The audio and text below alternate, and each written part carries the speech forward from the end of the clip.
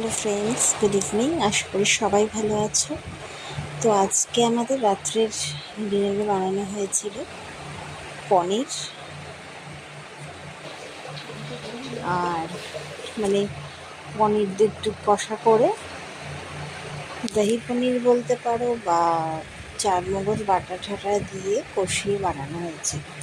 দেখো, পনির আমুল পনির ইউজ করেছিলাম, কারণ আমার হাজব্যান্ড শুক্রবার দিনকের ব্লগ, এটা নিরামিষ হয় আমার, তো সেই কারণে করা হয়েছিল। তো আমুল পনির খেতেও বেশি ভালোবাসে, তো আমুল পনির এক প্যাকেটই কিনে আনা হয়েছিল। তো এরকম করে কেটে নিয়ে হলুদ আর নুন দিয়ে একটুখানি হালকা করে ভেজে নিয়ে, বেশি লালচে করিনি, হালকা হালকা ভেজে নিয়েছি। দেখো, সর্ষের তেল দিয়ে ভাজছি। তো ভেজে নিয়েছি, আলুগুলো ডম করে কেটে নিয়েছি। তো আলুটাও ভেজে নেব একটু লালচে লালচে করে। তো কে কে এইরকম পনির খেতে ভালোবাসো? এটা কিন্তু চিলি পনির নয়, এটা হচ্ছে দই পনিরই বলতে পারো। চারমগজ বাটা সাটা দিয়ে কষিয়ে করা হয়েছে। তো কে কোথায় শীতে বেড়াতে যাচ্ছে জানিও। আমরা এবার আর সেভাবে কোথাও যাচ্ছি না।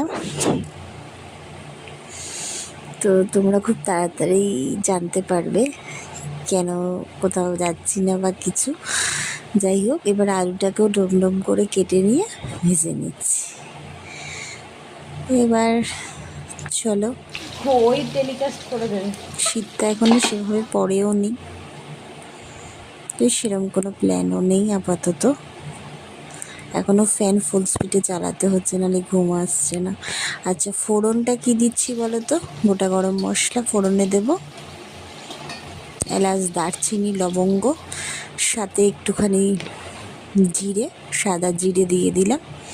আর এই যে আদা দেখছো, গ্রেট করা আদা দিলাম।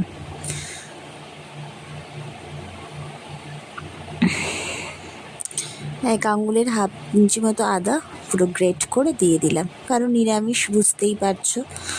আর এই হলুদটা আগে একটু দিয়ে দিলাম, আর যদি সামান্য চিনি দিয়ে দাও পরিমাণে, তাহলে কিন্তু কালারটা অমনি লাল হয়ে যাবে। আচ্ছা, হলুদটা সামান্য পরিমাণ দেবো, কারণ এটা সাদাটাই হবে। আর এর মধ্যেই দেখছো চারমগজ, কাজু, আর সাথে আছে পোস্ত দিয়ে পেস্টটাকে ভালো করে বেটে নিয়েছি। লঙ্কা দিয়েছি 4টে মতো, সেটাকে আর তোমাদের দেখালাম না। এবার ভালো করে কষিয়ে জল দিয়ে দিলাম। একদম শর্টকাট পদ্ধতিতে, রুটি দিয়ে বলো, পরোটা দিয়ে বলো, ভাত দিয়ে সবের সাথেই চলে যাবে। দারুণ হয়েছিল খেতে, তোমরাও একবার ট্রাই করো। জল